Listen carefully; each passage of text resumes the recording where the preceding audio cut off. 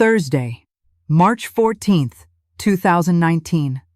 Pacific Heights, San Francisco. 9:47 in the morning. At the iron front gate of the Hartwell estate, two women crossed paths at the exact same moment.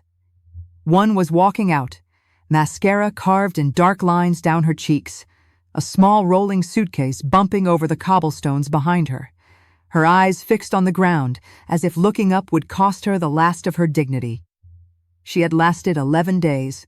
11 days inside that house before she decided that no amount of money was worth what she was being asked to endure. She did not say goodbye. She did not collect the final $300 still owed to her. She simply left, fast.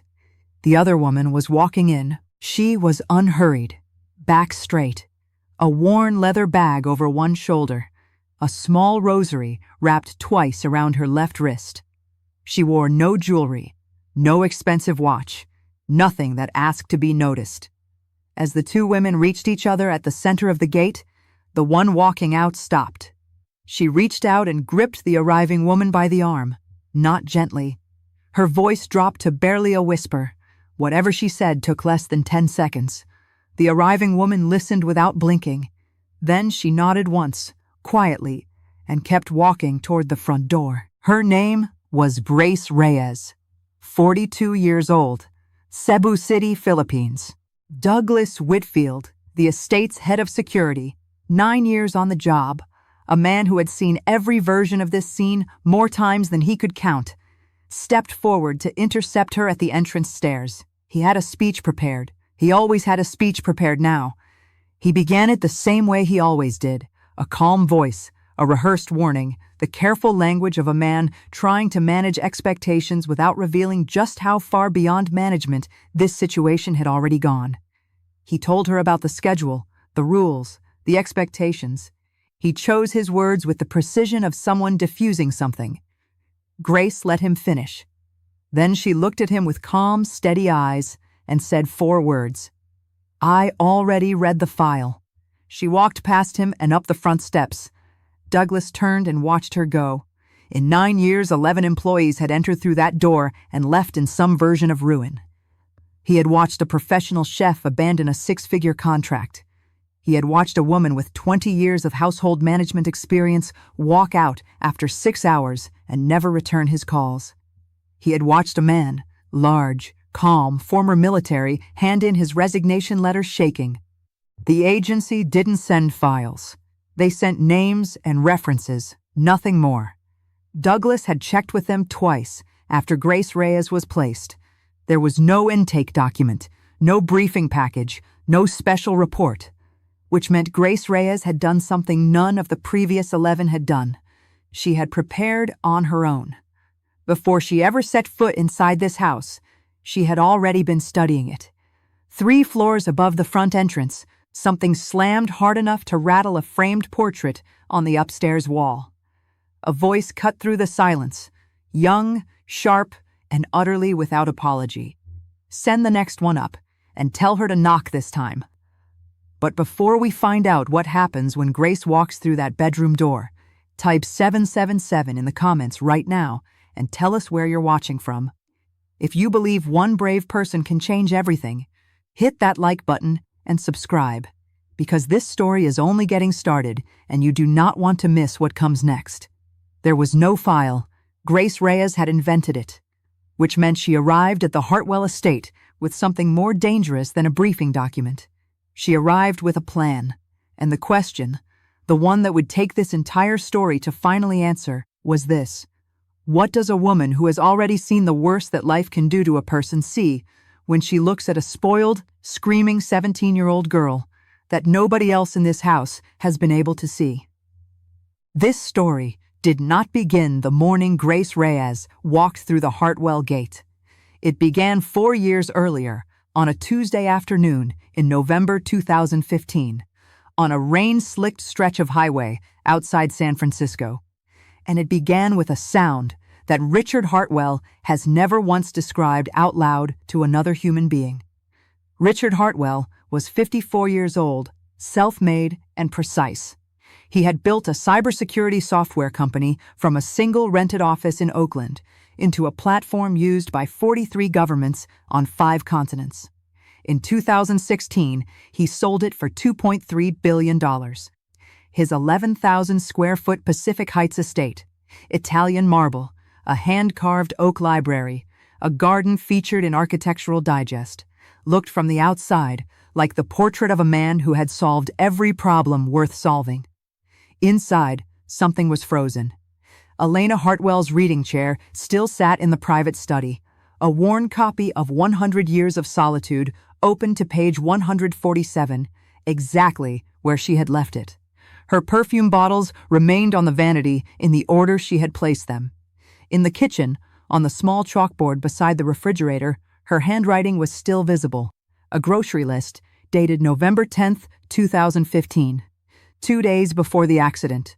Richard had never erased it. The housekeeper who tried, gently believing she was helping, lasted 6 days. The accident was 3 sentences in a police report. Elena's car, a wet road, a truck that crossed the center line. What the report did not include, what Richard had never told any agency, any therapist, any employee, was that Isabella had been in the back seat.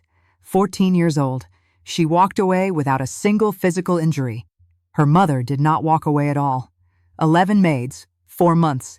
Every resignation letter said some version of the same thing, the daughter, but not one of them wrote the other thing they all witnessed.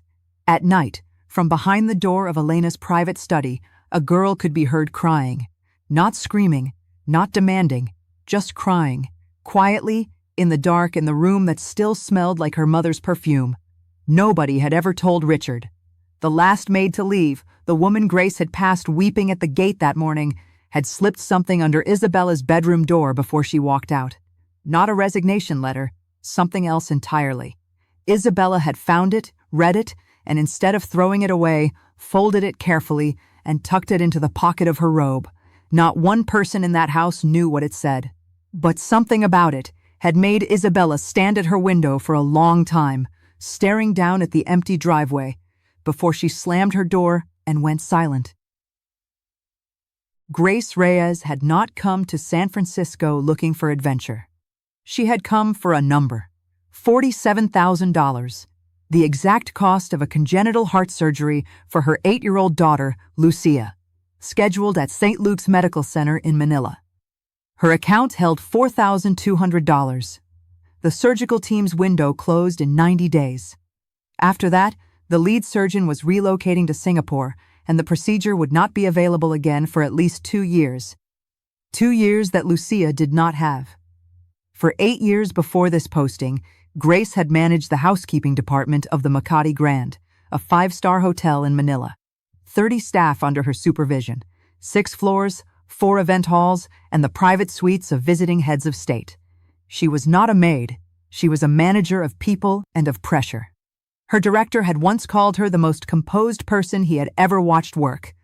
Then the diagnosis came, and none of that history mattered anymore. Inside her small staff room on the estate's 3rd floor, Grace kept a leather journal. On the inside front cover, she had written one thing, Day 1 of 90.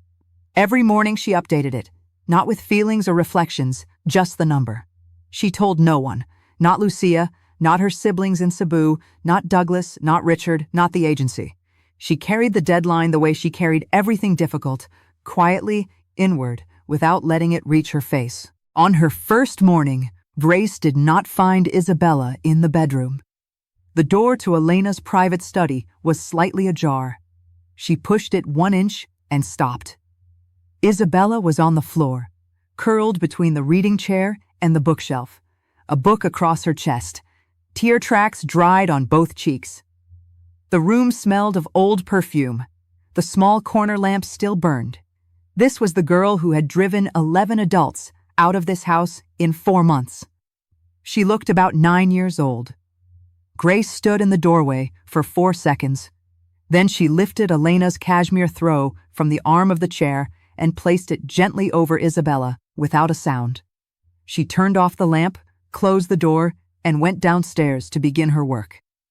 If this story is already hitting different, hit that like button right now and subscribe.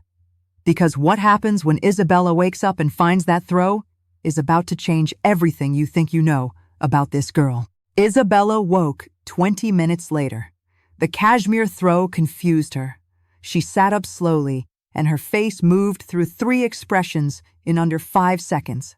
Surprise, suspicion, then something harder than either.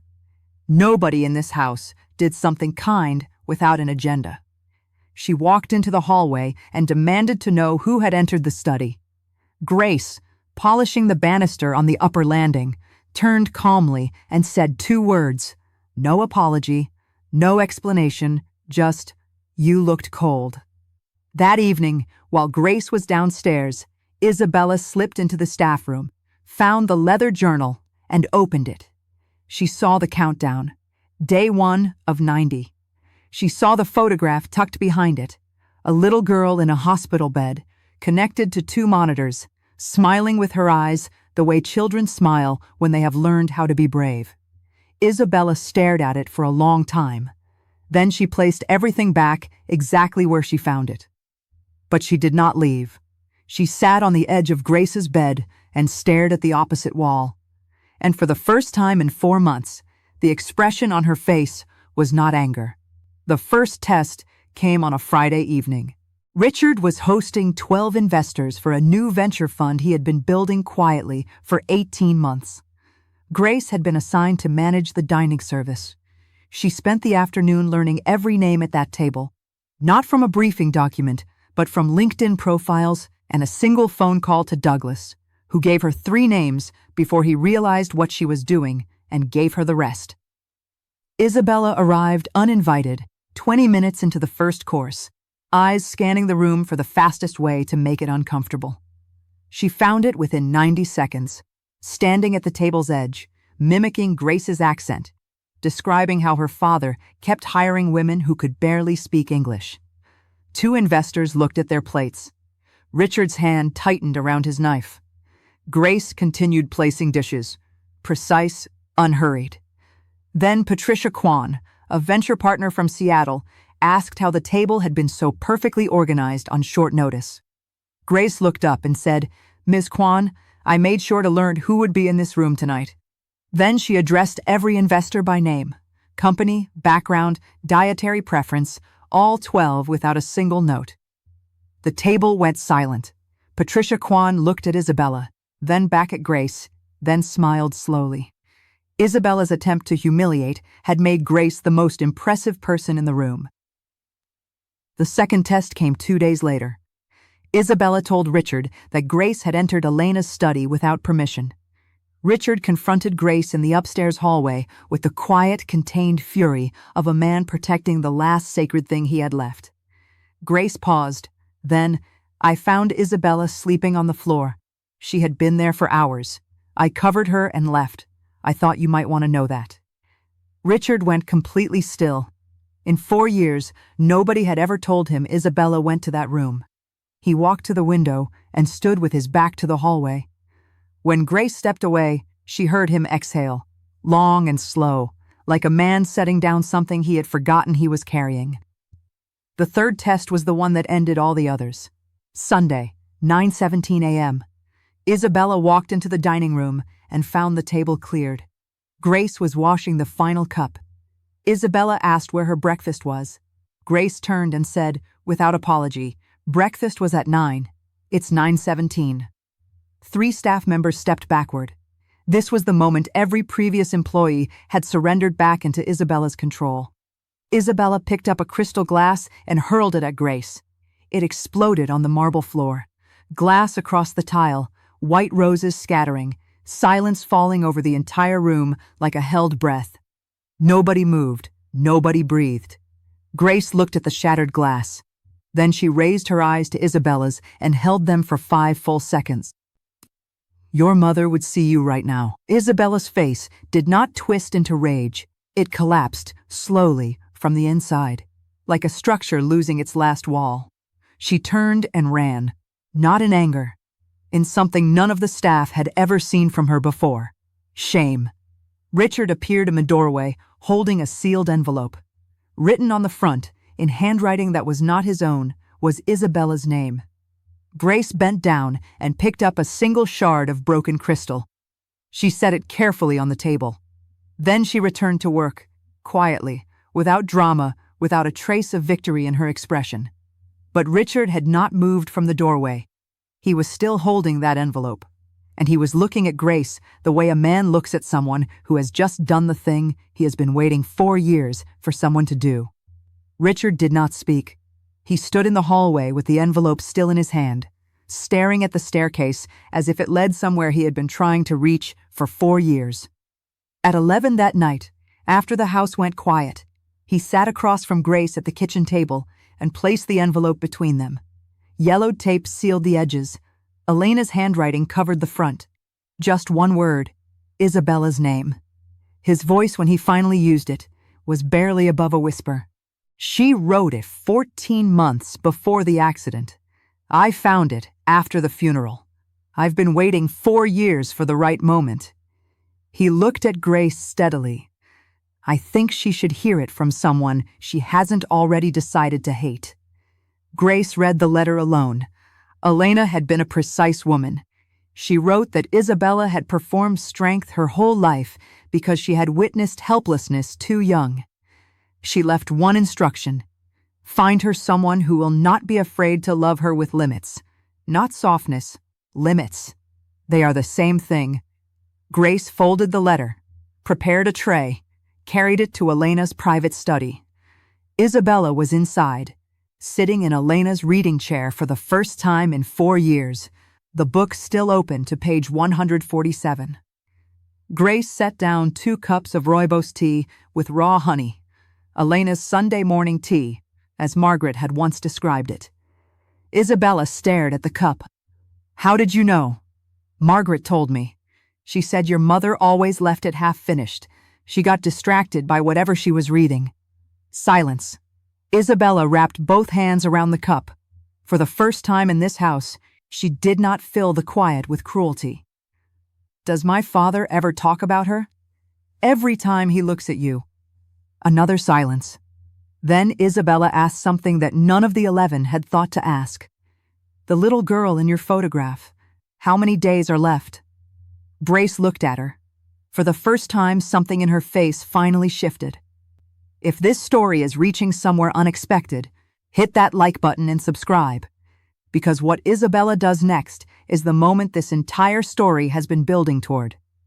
Grace closed her eyes for 1 second. Then she said, 61. Just that. One number. And Isabella Hartwell, who had never once looked back, did something nobody watching this could have predicted. Isabella did not sleep that night. At 2 a.m, she walked downstairs to Richard's study without knocking. He looked up expecting another demand, another grievance, another version of the same conversation for 4 years. Instead, Isabella sat across from him, placed her hands flat on the desk, and said 2 words. Help her. Richard looked at his daughter's face, really looked, for the first time in longer than he could name, and did not ask a single question. He picked up his phone. By noon the following day, $47,000 had been transferred to Grace's account in Manila. Lucia's surgery was confirmed within the week. Grace said nothing. She stood in the kitchen with her phone in her hand, eyes closed. Then she opened her journal and crossed out the countdown. Not updated it, crossed it out entirely. The following morning, Isabella entered the kitchen at exactly 9 o'clock. She did not make a speech. She picked up the serving tray and began placing breakfast plates around the table, starting with the elderly chef she had publicly humiliated 3 weeks earlier. He stared at the plate. Isabella looked at him steadily and said, I'm sorry, not for one thing, for all of it. His eyes filled with tears, not because the apology erased anything, but because he had stopped believing this moment would ever come. Grace stood in the doorway and watched. She thought about one instruction: find her someone who will not be afraid to love her with limits. 2 mornings later, Grace's phone rang just after sunrise. The surgical coordinator confirmed Lucia's procedure date. But then she said one more thing, something Grace had carried alone for 90 days, something she had never told another person, not even Lucia. Hearing it spoken out loud by a stranger, in a house that was only just beginning to breathe again, Grace sat on the kitchen floor and did not try to stop what finally came. Grace Reyes left the Hartwell estate on the morning of day 91, one day past her own deadline. She had stayed for the surgery confirmation. She had stayed because leaving on day 90 would have felt like leaving in the middle of a sentence. And Grace Reyes had never in her life left a sentence unfinished. Isabella was at the front door when Grace came downstairs with her worn leather bag. Not to stop her. Not to ask her to stay. Simply to see her off. Standing at the same door through which 11 people had left crying. Through which Grace had entered 61 days ago with a plan nobody else knew about and a deadline nobody else could see. Grace reached into the front pocket of her bag and placed something in Isabella's hand. The photograph of Lucia. But behind it, taped carefully to the back, was a second photograph. Isabella and Elena laughing at a kitchen table, sun across both their faces. A Sunday morning that neither of them had known would matter this much. Grace had found it inside a frame she had taken down to polish during her first week. She had kept it safe without mentioning it, waiting. Every girl deserves to be reminded of where her softness comes from. In 2024, the Hartwell Foundation launched a scholarship program for children of overseas Filipino workers. Isabella Hartwell, 23 years old, chaired the board. The first recipient was a girl from Cebu City named Lucia Reyes. Richard Hartwell, in a profile that year, was asked what changed his family. He said it was not money, it was not therapy, it was a woman who passed a stranger crying at his front gate and kept walking. She already knew what she was walking into, he said quietly. That was the whole point. If this story moved you, if Grace reminded you of someone real, someone who showed up when nobody else would, share this video with one person who needs to hear it today. Like, subscribe, and turn on notifications. Because every week, we bring you stories like this one, stories about the people who change everything by simply refusing to leave. We will see you in the next one.